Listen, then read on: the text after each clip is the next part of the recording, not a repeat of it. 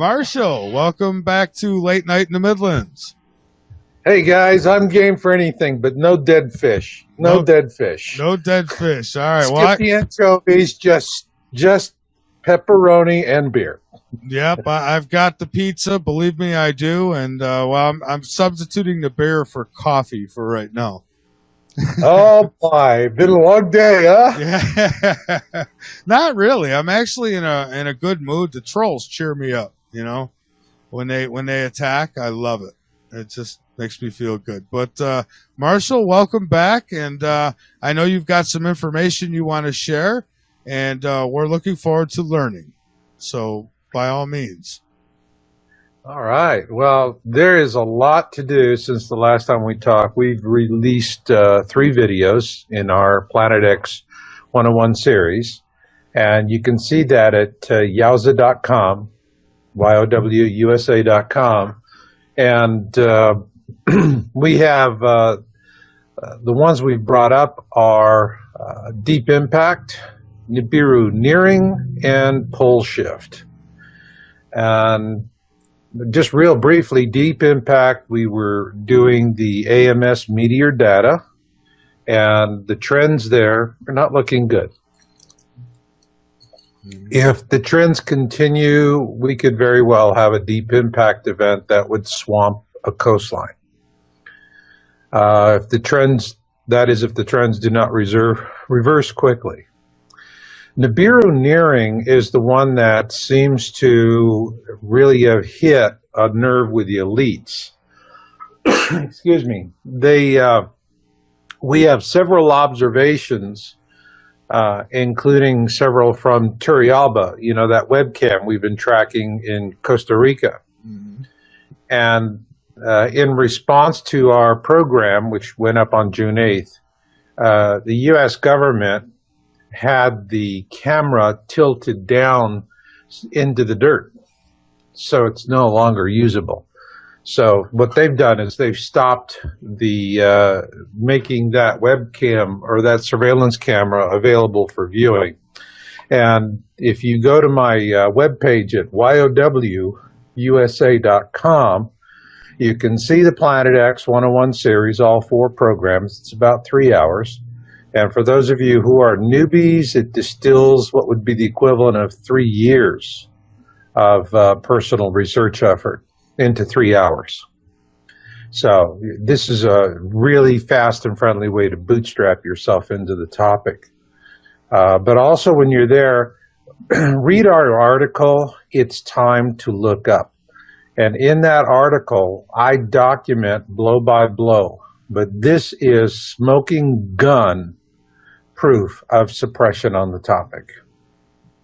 Yeah, and Marshall, if you remember correctly, after the last time you were on, I had to email you to let you know that, you know, not that I'm anybody special or important, but I, you know, double checked stuff. I took like timestamps from your video and I went and looked, and I could account for everything except for that object. And so yeah, that is, you know, and then I get people saying, well, it's a reflection on this and it's a reflection on that. Well, in previous videos, we have shown the object slipping behind the cloud bank. So tell me if a reflection can do that. I don't think so. Yeah. Peter? So. I'm here. Sorry, I was just listening. Oh, I had watched the videos earlier, and you know, Marshall, I have to say, I've been interviewing you personally for about 3 years, and I've noticed over that period of time, at least 3 years, and over that period of time, you've continued to refine your work and provide more accurate data. And now, you know, I'm thinking, okay, sooner or later this is going to have to show up. I was not a big, and I'm still not quite a big fan of Nibiru, but for different reasons now. But I wasn't, you know, based on Zechariah Stitchin's work, I was not a big fan of Nibiru. I said, hey, we're crossing the galactic plane, and I can see Earth evidence of this. However, you know, we watched Elenin come in and go out, and that wasn't Nibiru. And we watched Ison come in and go out, and that was supposed to be everything from the mothership to Nibiru. And no, it's not time yet. And I knew these things based on the prophecies, based on the timing that's laid out in the prophecies. However, when I'm listening to this data here that you're presenting, and I'm looking at the timeline of what my data in the prophecies, I'm saying, uh-oh, heads up. Yeah. I mean, that is, whichever way you cut it, we're in deep poodoo. We are. Yeah, and it's the timing of the events, and we'll get into this a little bit more, but it's the timing of the events with the blood tetrad moons that started in April on Passover, and they're going to end on the festival of booths, which is Sukkot, September 28th, 2015. Interestingly enough, the next Passover has been miscalculated. It's on the calendar as April 22nd, when indeed, when you do the calculations as prescribed, it should be March 23rd. Interesting. It may come at a time when you think not. Yeah. Well, so I don't think you'll I'm mistake looking at these things and what you're saying, and I'm saying, okay, well, maybe we should pay attention to what Marshall has to say. Yeah, I find the denial factors is just amazing to me. If you create a Google search string, end times, Bible, and deception, okay? You plug that, end times plus Bible plus deception. You put that into Google, and it comes up with like 1.63 million results. So people are used to talking about, well, yeah, there's going to be deception. 1.63 million results. I mean, stop and think about it. These are web pages that are hitting on these keywords in that sequence. And yet people still say, well, if it was that big, the government would have to tell us about it because it would be that big. Yeah, and if you believe that, I have a bridge in Brooklyn that's for sale. It's going cheap. It's going quick. To you, whoever wants to buy it, $300 million. You can put a toll booth on it, and we're good to go. You can make your money back in a year. I promise you. There's a lot of traffic that goes across that bridge. And it's. What I'm seeing is, is just part and part of the suppression. What makes the suppression really so effective is that people really do tend to cling to the bliss of their ignorance like jealous lovers. They do not want they don't want the news. But there's a growing minority of them that do and that are waking up to it. And so that for me was the key issue here to creating the Planet X 101 series, which is about 3 hours of video and capped off with pole shift, which gets into a look at, what would the celestial mechanics be in terms of the causality of a pole shift. And after you've watched this for 3 hours, you're going to see a lot of hard evidence.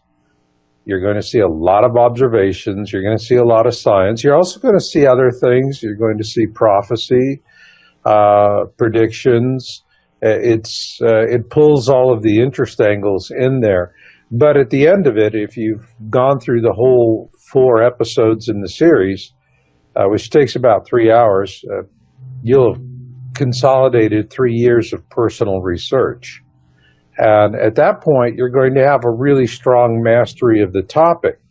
And the reason why I'm doing that for the newbies is I really want them to jumpstart and to be able to get into it, because they do not have the benefit of time that people have had in the past to contemplate all of this.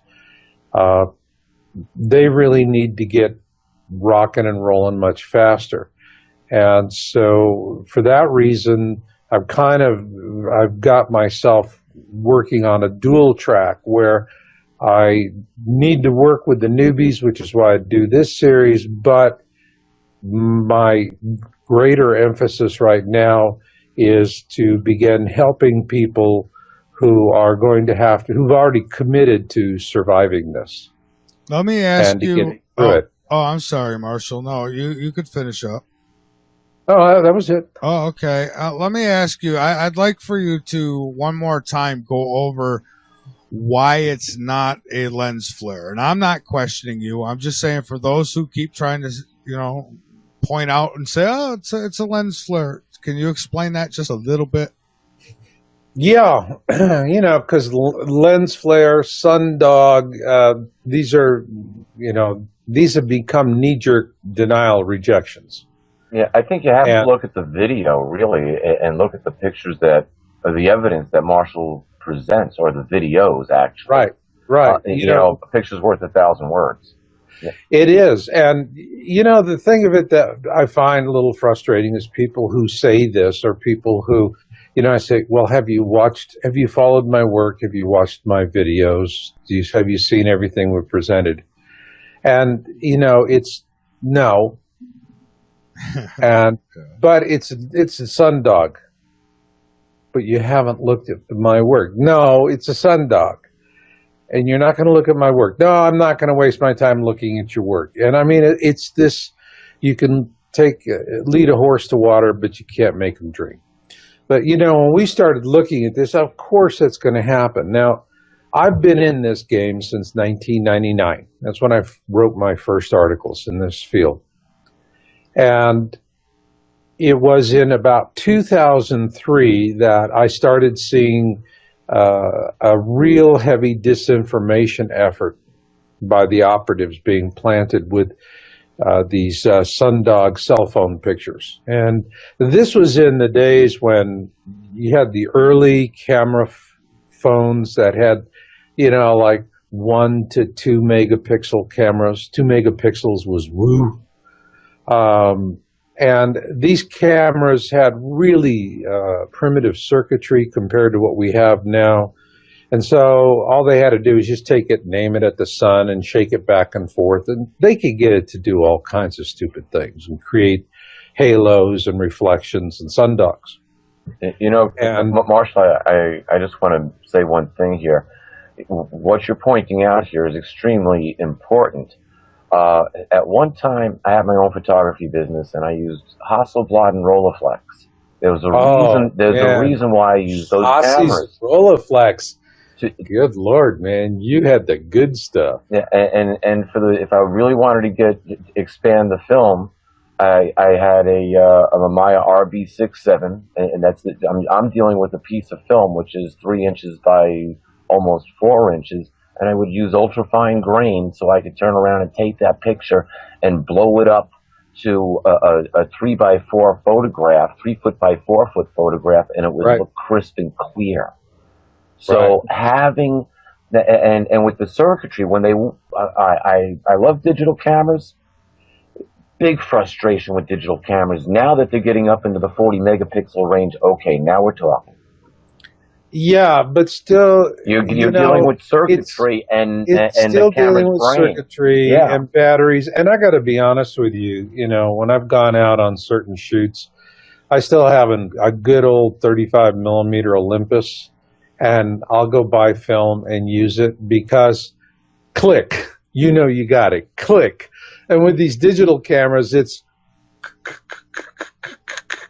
click, and it just takes forever for them to image. They just don't have the speed unless you're going to go out and buy these really expensive ones. But then you run out of batteries. Then you run out of chips. I mean, the old Olympus, I just get a bag of film and maybe a couple extra batteries, and I'm good to go for a trip. And so it's getting there. But the big thing that we're really finding right now people are using for observations are smartphones. And here's what really made a huge shift in the disinformation effort, because back when the cell phones were 1 to 2 megapixels, you could get all of these aberrations. And so they just started flooding the internet with this nonsense. All right. And we were watching it. We've documented it. You can find it on our site. We were, documenting what was happening years ago. Not that anyone is ever interested in history. And however, things changed in a very pronounced way when Apple brought out the first of the iPhones. I think back then it was about, 8 megapixel was the camera, but it just simply, the iPhone set a whole new standard. And at that point, what we saw was that the disinformationalists stopped the campaign. But they had already achieved their goals. They had gotten the terms reflections and sundogs injected into the public domain. And consequently, when people would look at pictures coming off of smartphones, they would brand them as sundogs just as fast as they would coming off of these junky little phones, which we won't even use images that come in from those phones. They're just very problematic. But the smartphones, now you're talking 10, 12 megapixels and more. I've got a Galaxy S4 Active, and my God, the picture resolution is amazing. And so once those came in, the disinformation campaign chilled out, but the damage was already done. And so people were already inoculated against these kind of images. And the thing is, with a smartphone, you can get reflections and sundogs in an image, but you can also, unlike with the cheap cameras or the older cameras, which were very poor, you can differentiate between a legitimate object and some sort of aberration, reflection, or sundog. And so you can make those distinctions in a better resolution camera. And so, you still have this thing where people jump to it. Now, when we started tracking Turrialba, all right, and this is 3 different camera systems, and one was a standard definition, one was high definition, and the current one, which was gifted by the United States government, is about as clear as mud. And however, we've acquired Nibiru with all 3. But what's more important is that you're talking about. Yeah. Correct? But the point here is, and we've already put it in one of our past videos, all right, is that we have images of Nibiru slipping behind a cloud bank. Now, Peter, you were a professional photographer. How does a reflection or sundog or a lens aberration slip behind a cloud bank? It doesn't. Whenever that bright object goes behind the clouds, that flare should go away. As a matter of fact, my favorite day to shoot, especially outdoors, was on overcast days. No sun, no haze. You don't have to worry about any kind of lens flare being in the way.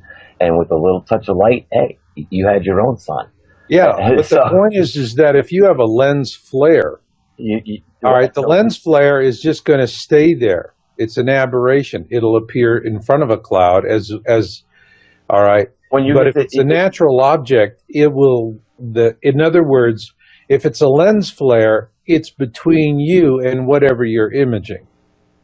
Correct. If it's a natural object, all right, then it's a natural object, and then it can be obscured.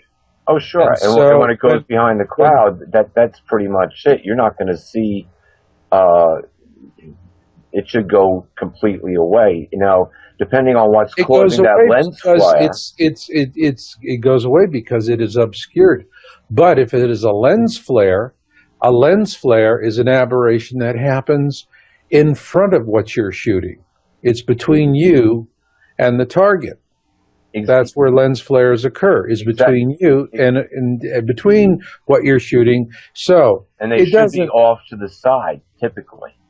Well, the lens flare is just going to stay there until you shift the camera view, you do something different. You do something dramatic.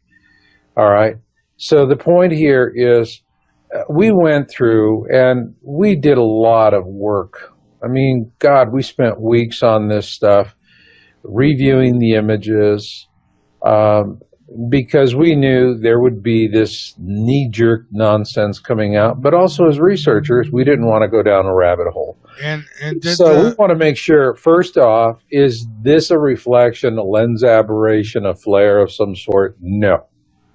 Okay, when we did our deep analysis on it, no. Were there flares, were there sun flares and other aberrations occurring? Yes. But because we had high resolution imagery, you can sort between the two. Then we knew we had a natural object. Now, one of the things that we do is called the gamma test. That is the easiest way. Gamma is a way of adjusting your images in a digital format. It's not for film. Gamma is digital. It's desktop publishing. And so if you have a reflection, reflections are what we call cold objects.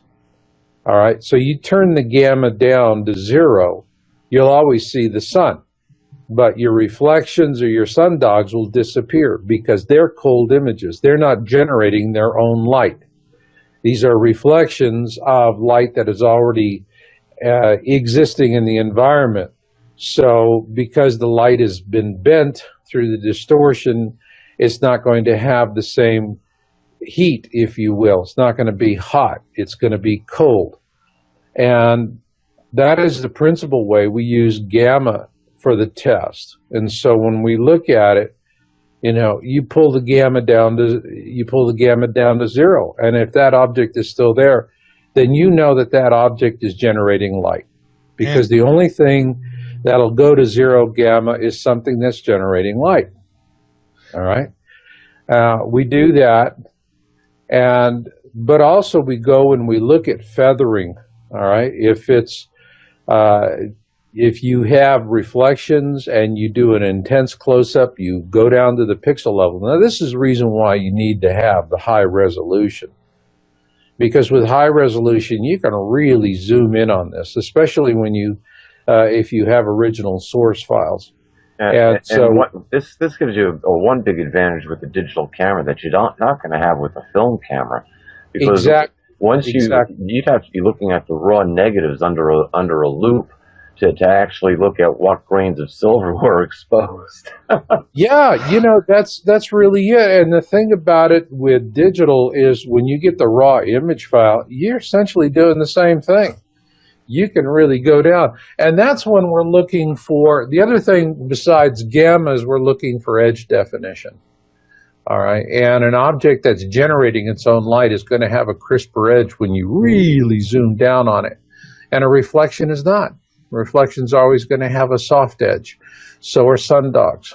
So these are the kind of things that we do when we're evaluating these images. And, I'm just not going to be buffaloed by a bunch of disinformation operatives who have just gone out and tainted, the discussion with, they do that. Like now the current thing is, before sundog, and everybody says it because they think, oh, it makes me sound intelligent. Okay, good. All right. And they really don't understand, to the level that we do. Now the new term after sundogs that the disinformationalists have created is fear porn. Okay.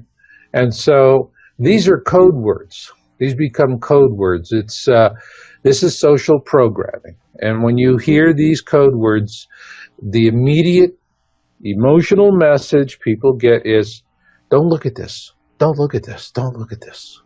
All right? And that's how it works. It's effective because people want it to be effective. We've got to take a break, guys. So we'll pick right back up on this. I do want to ask you this quick before the break. Didn't the clouds, they played a significant role in showing that it wasn't a lens flare too, did they not? if I remember Yeah, if correctly. the object disappears behind the cloud, all right, then you know that that object is behind the cloud. And a lens flare is going to be between you and the cloud. Mm-hmm. Lens flares live directly right in front of the camera. All right? Real natural objects are wherever they are in front of the camera. And that means if that object is slipping behind a cloud bank, that means that object is in space and it is behind the cloud. And that's the reason why it slips behind the cloud bank. Yeah, your lens flare could actually is most likely right within the lens itself. Yeah, a lot of these are, this is going to be within the lens. If you have a surveillance camera, it has a housing. The housing will have a glass that's protecting the lens, so you can get an interaction between the lens and the camera and the surveillance housing, protective filter that's in front of it. But in the final analysis, whether it's sundogs, reflections, or whatever, it's all going to take place within an inch or two of the imaging circuitry. All right. Whatever's existing in the environment is whatever's going to be in the environment. And in the case of Turrialba, we're looking at infinity as the setting. So, we're shooting the other side of a volcano. Behind that is going to be cloud banks. Behind the cloud banks is going to be the sun and whatever objects are visible. And then, of course, once we've determined that it's a natural object, the next thing we have to do is it a cataloged object? And this is the other thing. I mean, we always hear that they go Venus, Venus, Venus, Venus, Venus, Venus, Venus. And I was able to account. Hey, you know what? Right there in what we're showing you, you have the direction, you have the time of day, you have the location. Go get Stellarium and check for yourself. Do they ever do it? No, because they like sounding intelligent by going Venus, Venus, Venus, Venus. If they would look, they would see it's not a cataloged object. All right. You already did that, right? Michael did, yes. Marshall, when we come back from the break, I want to ask you about Antarctica. All right. Okay, Peter, take us into the break while you're there. Folks, stay with us. After the break, we'll be going to Antarctica. We'll be back, everyone. It'll be a bad luck day, but I'll tell you, why do I always feel so good on Friday the 13th? That might be bad. It's a full moon besides. Oh, this is going to happen for like another 80 years or something like that. I forgot exactly what it was. But I get a kick out of it. I always like Friday the 13th. It's like, okay, let's stare destiny in the face, and especially on a full moon. But where Friday the 13th got its unlucky aura from? I don't know. It was Knights Templars. Yes, it was Friday the 13th that they started rounding up Knights Templar and officially ended the order.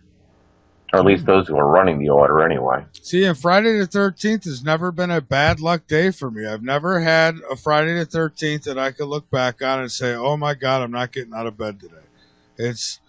They've always been pretty good, so I don't know. I agree with you. It's like, hey, today's Friday the 13th. Cool, let's go live life. Yeah. Good night to drink and watch some scary movies, right? Speaking of which, Marshall, I've been watching Antarctica for at least 2 or 3 years. It's right on my main feed here. It's the second Newmeyer station that I've been watching. Their essential semi-live snapshot feed of the station and the horizon. And I've watched the sun rise lots of times, and I've watched the moon rise lots of times, and I've seen some things I can't explain. Now, some can be explained by, quote, lens flares.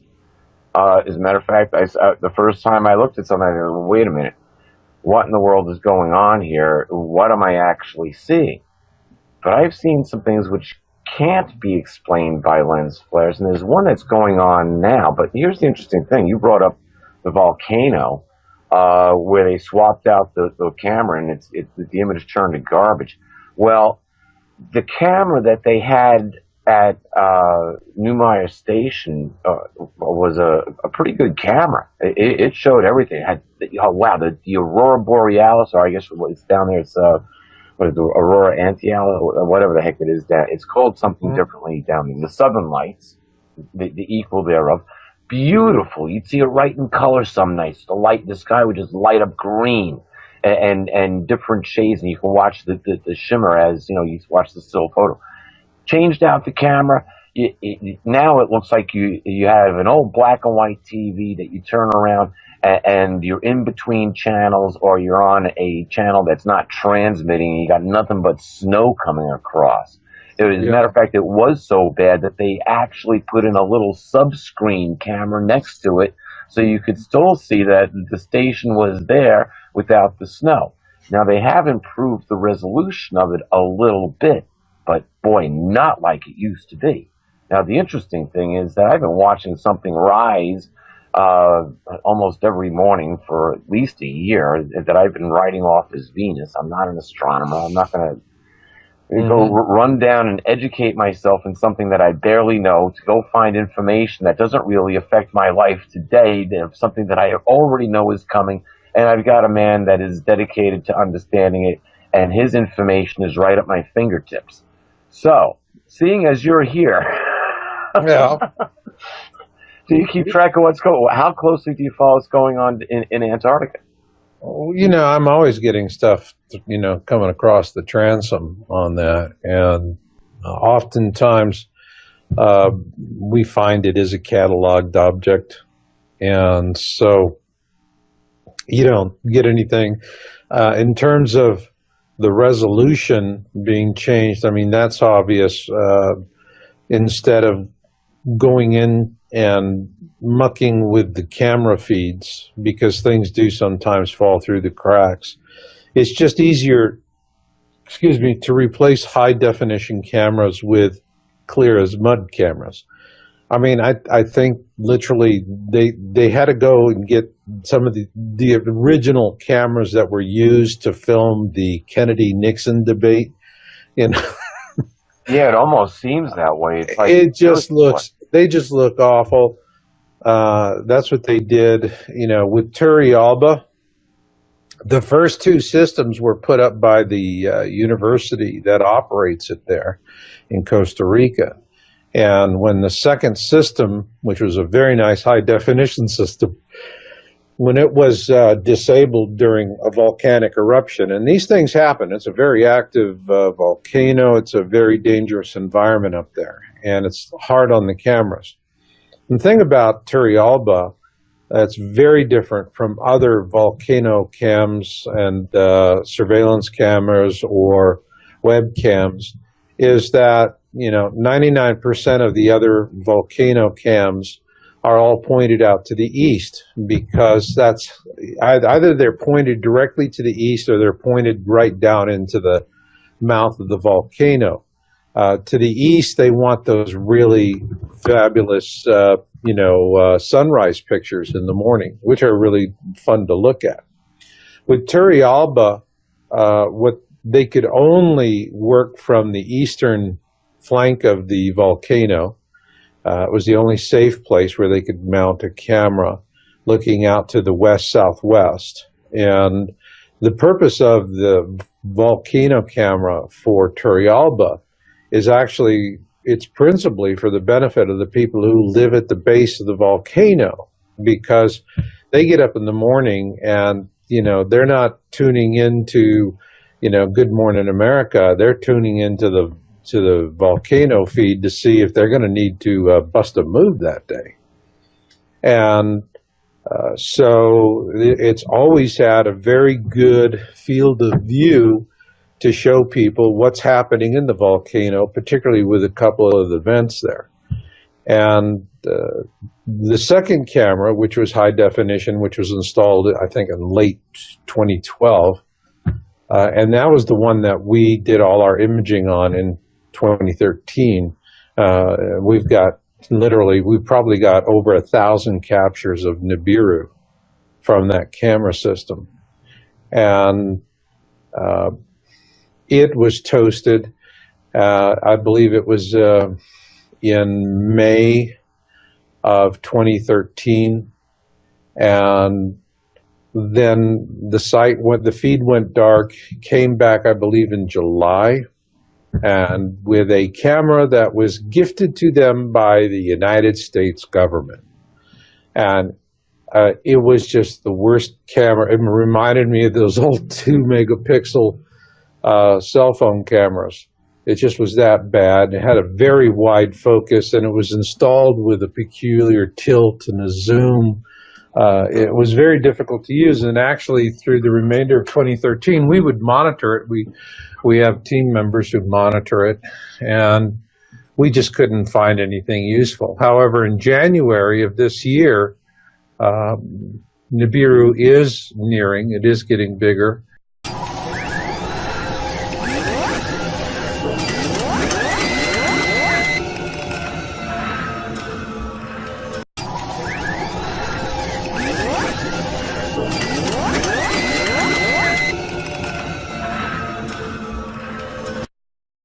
Marshall, welcome back to Late Night in the Midlands. Hey guys, I'm game for anything, but no dead fish. No dead fish. No dead fish. All right. Skip the anchovies, just pepperoni and beer. Yep, I've got the pizza. Believe me, I do. And I'm substituting the beer for coffee for right now. Oh boy, been a long day, huh? Yeah. Not really. I'm actually in a good mood. The trolls cheer me up. You know, when they attack, I love it. It just makes me feel good. But Marshall, welcome back, and I know you've got some information you want to share, and we're looking forward to learning. So by all means. All right. Well, there is a lot to do since the last time we talked. We've released 3 videos in our Planet X 101 series, and you can see that at yowza.com, YOWUSA.com, and we have the ones we've brought up. And if you go to my webpage at YOWUSA.com, you can see the Planet X 101 series, all 4 programs. It's about 3 hours. And for those of you who are newbies, it distills what would be the equivalent of 3 years of personal research effort into 3 hours. So this is a really fast and friendly way to bootstrap yourself into the topic. But also when you're there, read our article, It's Time to Look Up. And in that article, I document blow by blow. But this is smoking gun proof of suppression on the topic. Yeah, and Marshall, if you remember correctly, after the last time you were on, I had to email you to let you know that, not that I'm anybody special or important, but I, double check stuff. I took like timestamps from your video and I went and looked, and I could account for everything except for that object. And so yeah, that is, and then I get people saying, well, it's a reflection on this and it's a reflection on that. Well, our deep impact, Nibiru nearing, and pole shift. And just real briefly, deep impact, we were doing the AMS meteor data, and the trends there are not looking good. If the trends continue, we could very well have a deep impact event that would swamp a coastline. If the trends do not reverse quickly. Nibiru nearing is the one that seems to really have hit a nerve with the elites. Excuse me. We have several observations, including several from Turrialba, that webcam we've been tracking in Costa Rica. Mm-hmm. And in response to our program, which went up on June 8th, the U.S. government had the camera tilted down into the dirt, so it's no longer usable. So what they've done is they've stopped the making that webcam or that surveillance camera available for viewing. In previous videos, we have shown the object slipping behind the cloud bank. So tell me if a reflection can do that. I don't think so. Yeah. Peter? So I'm here. Sorry, I was just listening. I had watched the videos earlier, and Marshall, I have to say, I've been interviewing you personally for about 3 years, and I've noticed over that period of time, at least 3 years, and over that period of time, you've continued to refine your work and provide more accurate data. And now, I'm thinking, okay, sooner or later, this is going to have to show up. I was not a big, and I'm still not, quote, a big fan of Nibiru, but for different reasons now. But I wasn't, based on Zechariah Stitchin's work, I was not a big fan of Nibiru. I said, hey, we're crossing the galactic plane, and I can see Earth evidence of this. However, we watched Elenin come in and go out, and that wasn't Nibiru. And we watched Ison come in and go out, and that was supposed to be everything from the mothership to Nibiru. And no, it's not time yet. And I knew these things based on the prophecies, based on the timing that's laid out in the prophecies. However, when I'm listening to this data here that you're presenting, and I'm looking at the timeline of my data in the prophecies, I'm saying, uh-oh, heads up. Yeah. I mean, that is, whichever way you cut it, we're in deep poodoo. We are. Yeah, and it's the timing of the events, and we'll get into this a little bit more, but it's the timing of the events with the blood tetrad moons that started in April on Passover, and they're going to end on the festival of booths, which is Sukkot, September 28th, 2015. Interestingly enough, the next Passover has been miscalculated. It's on the calendar as April 22nd, when indeed, when you do the calculations as prescribed,